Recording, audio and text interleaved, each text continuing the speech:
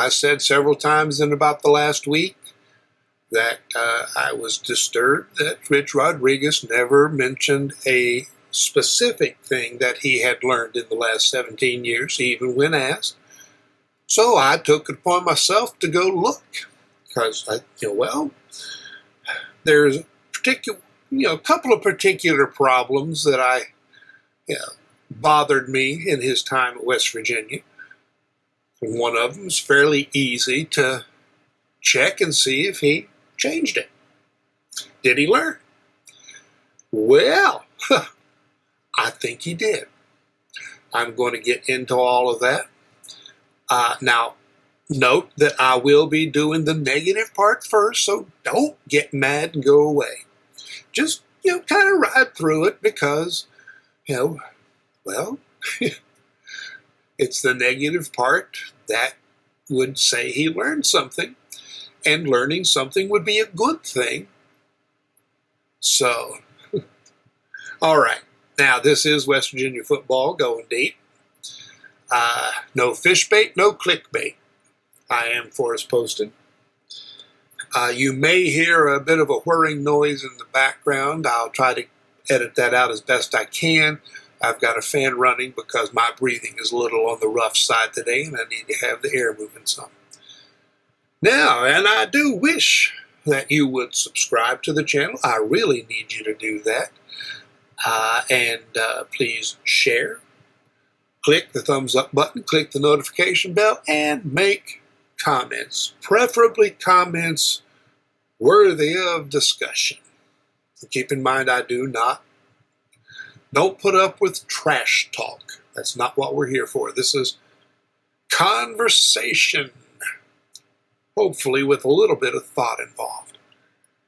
All right. Now, one of the things that bothered me, Rich Rodriguez at West Virginia had a tendency to get hooked on certain plays, certain players. Now, because I know, he runs the ball about 65% of the time. I'm not going to object to that. That works as long as you do some other things well. But even going back to 2004, looking at receiving, wide receivers particularly, Chris Henry had 52 catches. Next down, Jackson and Henderson had 18 apiece. Now, I think that's taking the number one receiver thing too far. You start allowing schools to game plan too well. Now, advantage with Henry is most of it was deep. So you were at least forcing teams to cover horizontally and vertically, which is, of course, important, especially if you want to run the ball. And then, things just kind of kept moving in that direction. Now, 2005, Brandon Miles listed, I'm getting these stats from sportsreference.com. Going back this far, things aren't always as accurate as they need to be. I don't know. But, Brandon Miles listed as the leading wide receiver with 34 catches, Darius Reynaud with 30. And then you drop to 6. But we at least had 2 guys with fairly even number at spreading things a bit. 2006, Reynaud had 39 catches, and we're looking mostly at screens, short passes, swing routes, that sort of thing. Not much downfield the way we did with Henry. So stretching the field vertically was disappearing. It was all horizontal. It was working. It was working. Now, Brandon Miles had 36 catches, but by this point it's listed as a tight end. And my memory of that, I don't know. So if somebody wants to track that down and check, fine. But then you drop to Bolden with 8 and Jala with 7. So again, too focused on one wide receiver and starting to move away from horizontal and vertical to just horizontal. Again, it was still working. I mean, that was the year, Pat White came in, Steve Slayton came in. So, we had them along with Reynaud and Schmidt starting partway through the Louisville game. 2007, Reynaud was 64, Jala 24, Brandon Hogan, before he was switched to defense, at 10. And we had no real vertical game and nothing over the middle, or very little. So it really was almost strictly a horizontal game, and it was still working against most teams. USF, I think it was 2006 and 2007. USF really stopped the offense. 2005, actually, they did a pretty good job. They lost the game, but held the team to 28 points. But it was simply an issue of becoming increasingly limited, focusing on certain plays, certain players, and eliminating too many things. Now, Pat White was not a great passer, but he was a good passer.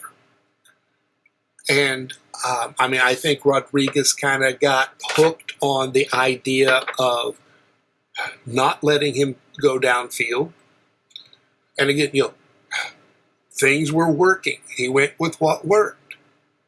And it worked enough to win 10 games, generally speaking. I think it lost the USF game, and it lost the Pitt game. Pitt did not cover the middle. They just covered horizontally. And, that's not just sort of the 8 in the box to stop the run. Also stop the short pass. Now, I know Pat White hurt his hand, but he wasn't passing over the middle before that. And Jarrett Brown, same thing. You had a game plan in place, and you can't change that, easily to just say, hey, different quarterback will pass other places. They didn't practice it, I'm sure. So it was this over limitation. Now, he limits the offense. Rich Rodriguez, he has a handful of plays, particularly running plays, and it is the zone blocking, try to stretch things, get somebody on the defense to get out of their lane and open a hole, and let the running back, go to wherever somebody doesn't maintain integrity. And again, it has worked well in many ways. So the question became, for me, because, if you look at the Fiesta Bowl, because the big thing, the Bill Stewart said as soon as he became head coach, they weren't passing over the middle. And he was the quarterback coach. He was the guy working with Pat White. So he knew what White could do. He had more faith in White as a passer. Maybe willing to take more risk. That maybe, Rich Rodriguez maybe became a little too risk-aversive as he went on at West Virginia. Because he's like, well, hey, this works, let's do it. Limits to that. If you look at the Oklahoma game, the Fiesta Bowl, more downfield passing. Reynaud was still by far the featured receiver, but he was getting passes downfield and over the middle. Had a nice little 15, 20-yard pass down the middle which he then took in for a touchdown.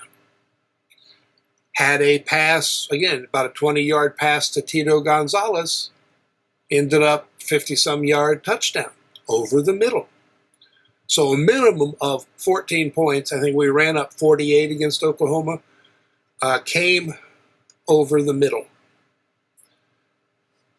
And it raises the question, okay, what if we had been developing White more and going over the middle more? I think that was a mistake by Rodriguez. So, I did not go back to Michigan and Arizona. I mean, stats are a little harder to find. And I'm more interested in recent. So, Jacksonville State, last 2 years.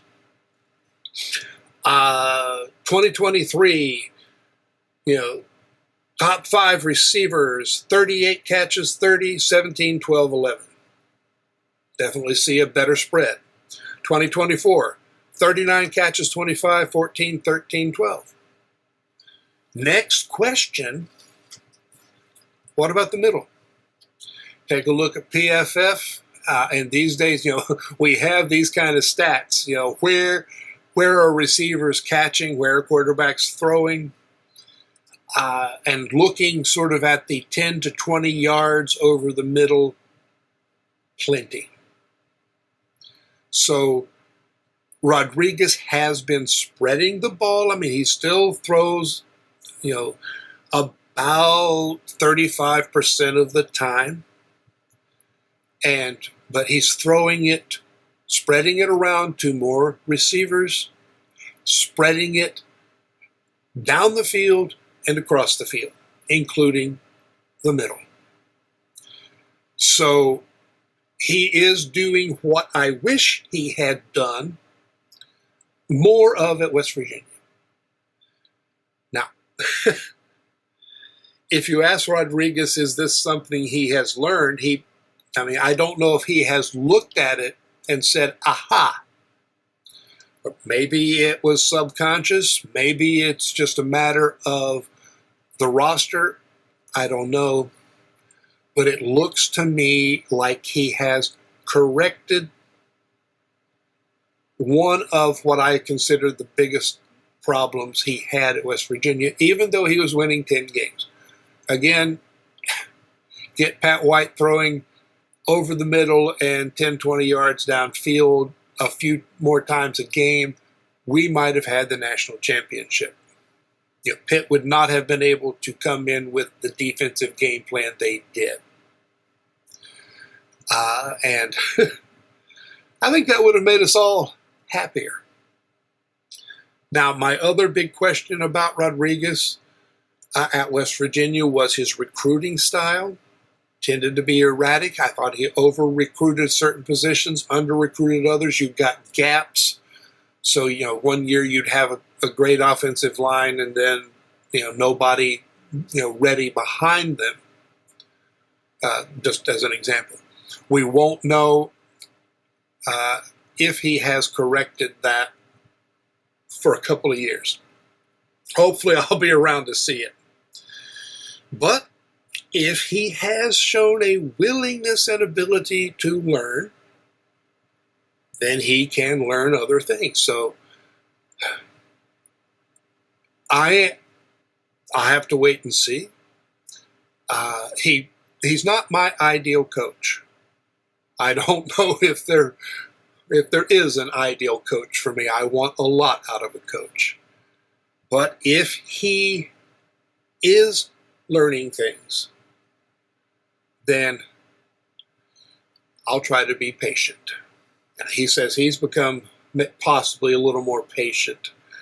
I'm older than he is, so in theory, I should have learned more patience. Maybe I'll have to try and apply what I've learned, which is a whole different trick. But it does appear that Rich Rodriguez has corrected what I thought was a mistake. Now, I don't know, put into the same situation, would he do things differently? That's when we'd know if he'd really learned. Hopefully we won't be put in that same position, but we'll be in a better one. All right, guys. Thanks for hanging in with me. I'll be watching the transfer portal and other news, and we'll see how things go from there. So long.